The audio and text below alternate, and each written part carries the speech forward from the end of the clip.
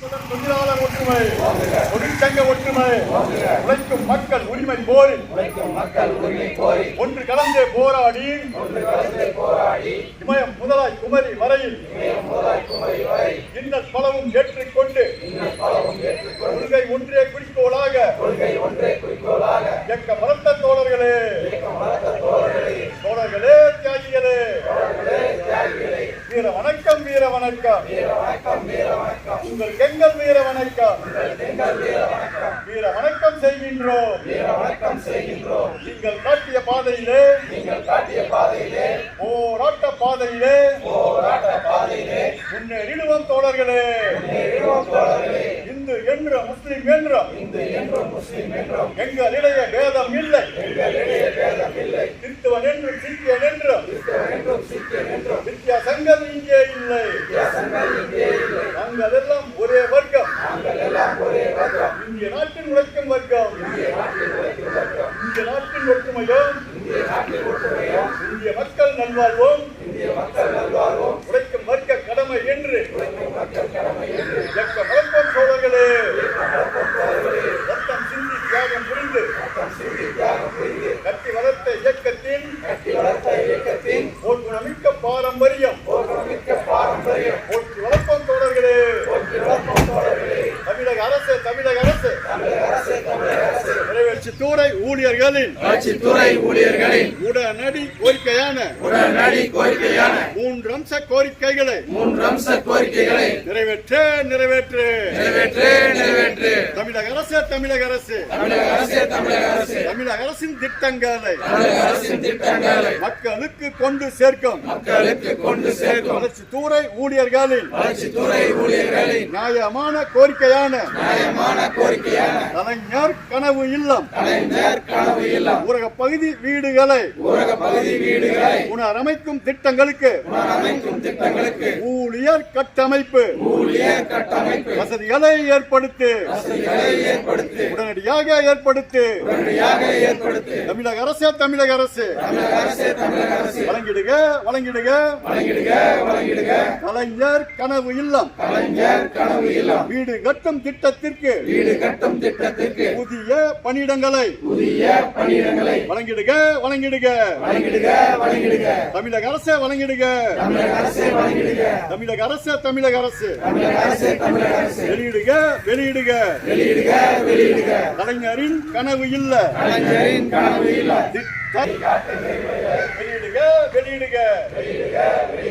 உடனடியாக வெளியிடுக. தமிழக அரசு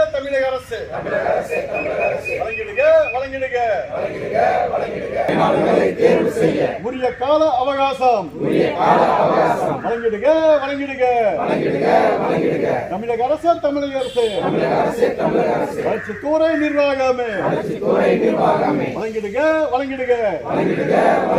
தமிழக அரசின் திட்டங்களை வீடு கட்டும் திட்டங்களை உடனடியாக நிறைவேற்றிட தேவையான பணியிடங்களை புதிய பணியிடங்களை வழங்கிடுக. இதுதான் எங்கள் கோரிக்கை. 3 அம்ச கோரிக்கை, ஆர்ப்பாட்ட கோரிக்கை ஏற்க வேண்டும் அரசாங்கம். கோரிக்கைகள் ஏற்காவிட்டால் போராட்டங்கள் தீவிரமாகும். எச்சரிக்கை செய்கின்றோம். தோற்றதில்லை தொழிற்சங்கம் தோற்றதில்லை கேட்டதில்லை தோற்ற சென்றும் கேட்டதில்லை போராடாமல் பெற்றதில்லை போராடி தோற்றதில்லை. ஒன்றுபட்ட போராட்டம் ஒன்றே நமது குறைவுட்டோம்.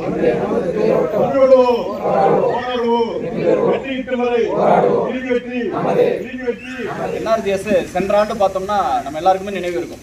கிட்டத்தட்ட தருமபுரி மாவட்டத்தில் 80,000லேருந்து 1 லட்சம் மேண்டேஸ் நம்ம அச்சீவ் பண்ணோம். கரெக்டாக என்ஆர்ஜிஎஸ் பார்க்குறவங்க தெரியும். அதற்கும் மிக முக்கிய காரணம் வந்து இந்த வாய்மொழி உத்தரவுகள் தான். மேண்டேஸ் இன்க்ரீஸ் பண்ணால் அதிகமான ஃபண்டு வரும், அதிகமான அட்மினிஸ்ட்ரேட்டிவ் காஸ்ட் வரும், அரசாங்கத்திற்கு அது உதவியாக இருக்கும் என்ற நிலையில் அந்த வாய்மொழி உத்தரவின் பேரில் நாமளும் இரவு பகலாக பாடுபட்டு என்ஆர்ஜிஎஸை 1 லட்சம் மேண்டேஸ் வரைக்கும் கொண்டு வந்தோம். ஆனால் அதற்கு நமக்கு கிடைத்த பரிசு பார்த்தோம்னா டெல்லியிலேருந்து விசாரணை குழு. எங்கடா தப்பு பண்ணீங்க, எங்கேயாச்சும் குழி வெட்டாம விட்டீங்களா, 1.25 சென்டிமீட்டர் குறைவாக வெட்டிட்டோமா?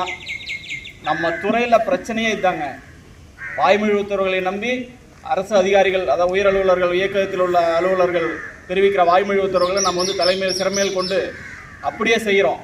எந்தவித வழிகாட்டு நெறிமுறைகளையும் எழுத்துப்பூர்வமாக நம்ம வாங்கிக்கிறது இல்லை.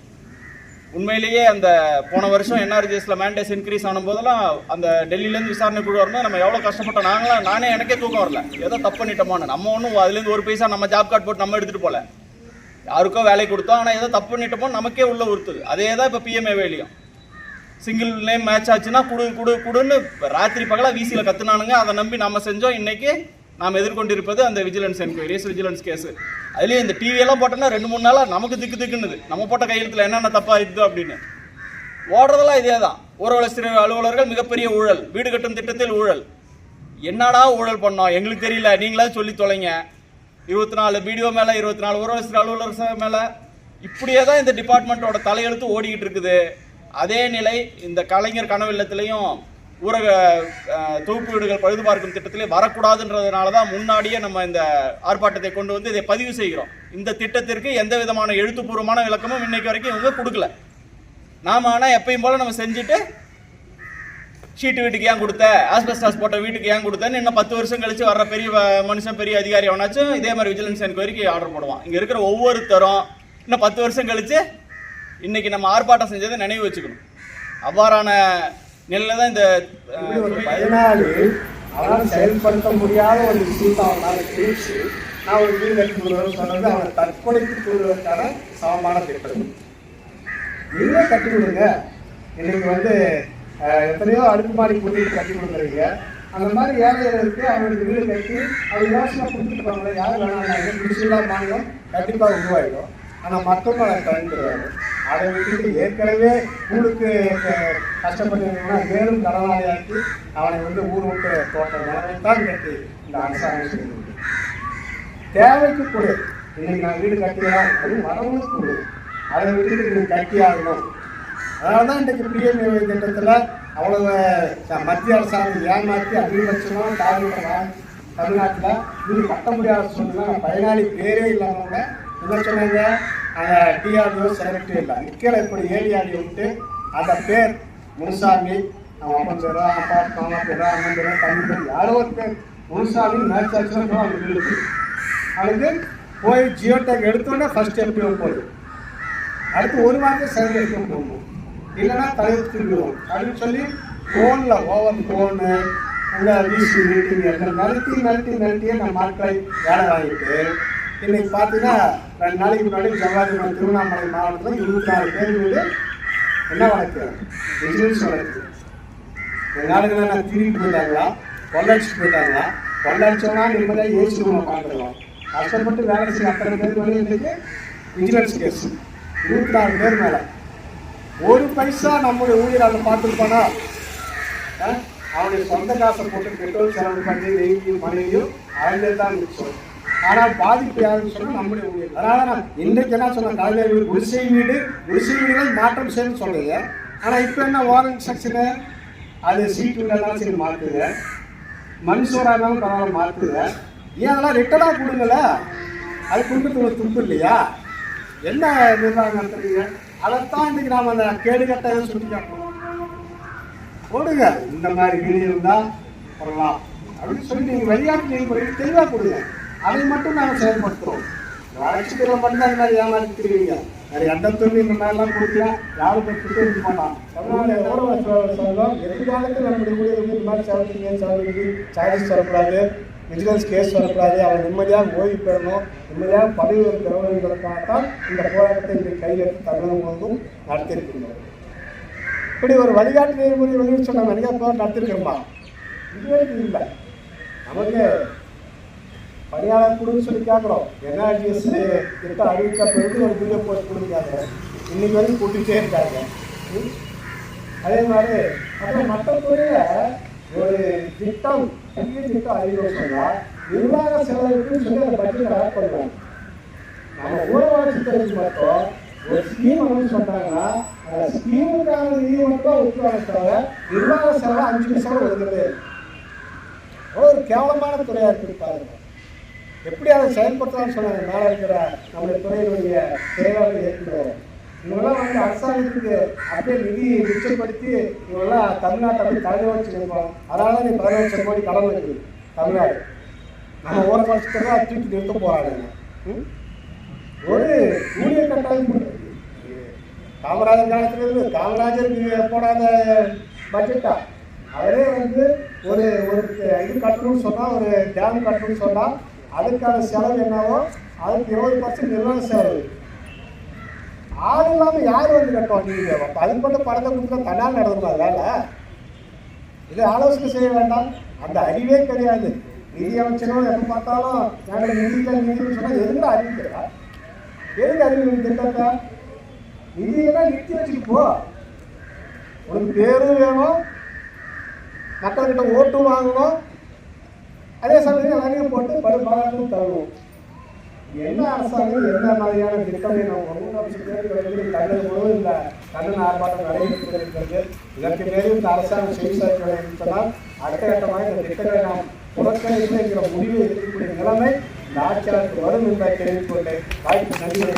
ஒரு இலக்கு இந்த கலைஞரின் கனவுல வந்த பிறகு பார்த்தீங்கன்னா ரொம்ப கடுமையான இலக்கு வரப்போகுது. அதனால நம்ம சங்க அண்ணமைக்கு வச்சிருந்த கோரிக்கை புதிய பயணங்களை கொடுன்றான். ஏற்கனவே தோழர்கள் பேசினதான் பல துறைகளில் புதிய திட்டங்கள் அறிவிக்கின்ற பொழுது district level post, state level போஸ்ட்ல இருந்து டிஸ்ட்ரிக்ட் லெவல் வரைக்கும் எல்லாத்தையும் உருவாக்குறான். ஒரு NH ரோடை உருவாக்குறோம்னா அதுக்கு ஒரு டிஆர்ஓ, டிஸ்ட்ரிக்ட் லெவலில் டிஆர்ஓ கடலில் எல்லா போஸ்ட்டும் உருவாக்குறாங்க. இப்போ அது மாதிரி இந்த திட்டத்தை கொண்டு வரும் பொழுது புதிய அந்த பயணங்களை உருவாக்கணும், வழிகாட்டி முறையை ஒழுங்காக சொல்லணும். ஆனால் அவர் சொன்ன மாதிரி இதுவரைக்கும் நம்ம ஒரு கைட்லைன்ஸ் கொடுன்னு சொல்லி கேட்டு போராடினது இதுதான் முதல் முறை எனக்கு தெரிஞ்சு. அந்த மாதிரி இருக்கக்கூடிய ஒரு சூழ்நிலை தான் நம்ம இருந்துகிட்டு இருக்கிறோம். இப்போ அரசாங்கம் ஒரு திட்டத்தை சிறப்பாக செயல்படுத்தணும்னா முதல்ல உள்கட்டமைப்பு சரியாக இருக்கணும், வழிகாட்டுதல் சரியாக இருக்கணும், கால அவகாசம் கொடுக்கணும். இதுதானே முக்கியம். இது இல்லாமல் செஞ்சோம்னா அது கண்ணா பின்னான்னு தான் இருக்கும்.